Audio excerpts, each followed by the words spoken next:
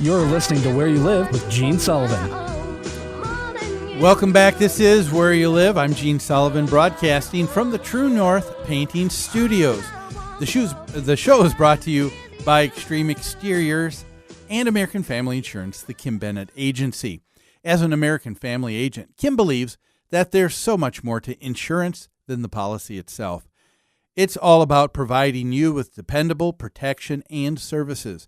Kim believes that trust and credibility can't be demanded. It can only be earned by what you say and what you do. Give her a call at 651-482-1598 and tell her Gene sent you. It's time now to hear from the Minnesota Multifamily Association. The MHA Minute is brought to you by Start to Finish Maintenance Contractors. Start to Finish provides 24-hour service for all your home and business maintenance needs.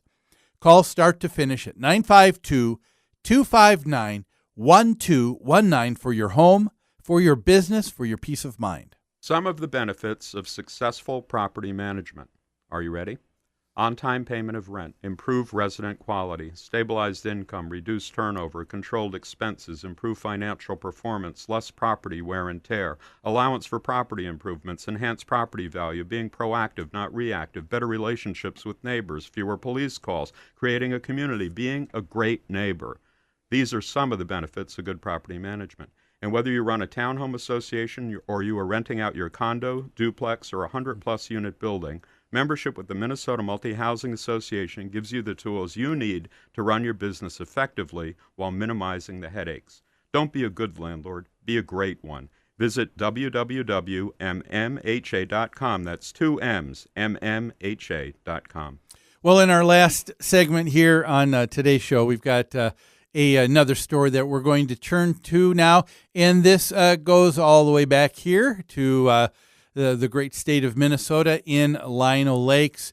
And there seems to be a real disagreement between a homeowners association and if it is that's entitled Condo Conundrum. But if there's anything that is probably prevalent here in this story, it's this, and that there is a disconnect in communication, a disconnect because people aren't speaking with the same understanding. And because of that, there's an ignorance in not knowing how to deal in the situation, in not knowing how to say or what to say. And I think that'll be prevalent here as we continue on. There is a homeowners association, a condo association in Lino Lakes. And one gentleman has been waving a sign in front of his condo association, and he has a few residents from the association joining him too. And he started doing this back in about the middle of November. And the signs that he's waving is an act of protest against his condominium association because he thinks that they aren't being fair to veterans and to other condominium owners. This gentleman, who is a veteran himself, saw this association about 6 years ago. He liked one of the units that he saw, and so he applied for a VA loan. However, he found out that they said no, that they don't offer VA loans at that property. He was disappointed. So this gentleman secured other financing and purchased the condominium anyway. Now, forward a few years later, he learned that there was another younger acquaintance, another person in the association, also a fellow veteran, who moved in to the condominium association, and that person couldn't get a VA loan either. So what does this gentleman do at this point? Well, now he's going to a board meeting. And you know, it's usually, I think, probably par for the course.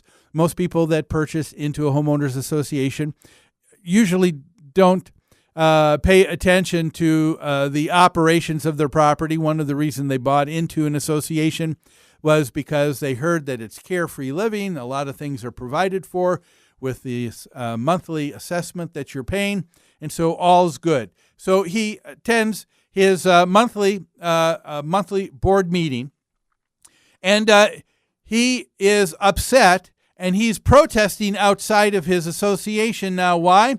Because he stood up at that meeting, and he tried to move that the association allow for VA loans. Problem is, this gentleman isn't a member of the board. So now he is all ticked off because he was ignored by the board of directors. And one of the things that I'll just say, right here, we've said it so many times before, when you move into a homeowners association, you need to understand that you made a pact, an agreement with all of the other owners living in that same community. That big book that's called the Governing Documents, that seems like dry reading, is pretty important, because in it will give you the details of what you need to know of how you are to relate to one another. And this gentleman, who's now protesting with a sign outside of his association because his association doesn't care, really doesn't understand. What he doesn't understand is that you cannot go into and just walk into a board meeting of your homeowners association and expect to be able to initiate new rules and new policies that are in effect, any more than you could do the same thing by walking into a city council meeting. Try the same thing, ladies and gentlemen, walking into the gallery at the state legislature. Just go ahead and walk down to the podium and just start making motions and see what happens. Is this not your state? If you're in the city, at the city council, is it not your city? Yes, it is. But things are run with certain protocol that are in place. And the homeowners association is the same way.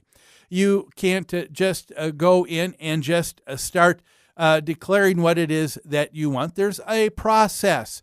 You need to take the time to know who the elected officials are on this members of the board.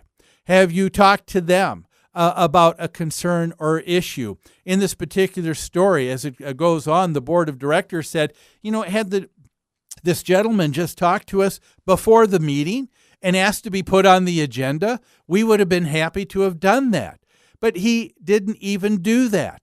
And now, even after the fact, he's still not doing that to get on the agenda. But he'll wave a banner, a sign in front of his association, and he gets a few honks and a few waves, it says in the story, and he hopes that he's making a difference. And what's really happening is that there's just a disconnect. Well, that's all the time we've got for today's show. Boy, the time flies when you're having fun. Thanks for joining me. I hope you have a great rest of the weekend, and look forward to seeing you here next Saturday on Where You Live. How sweet it is to be loved.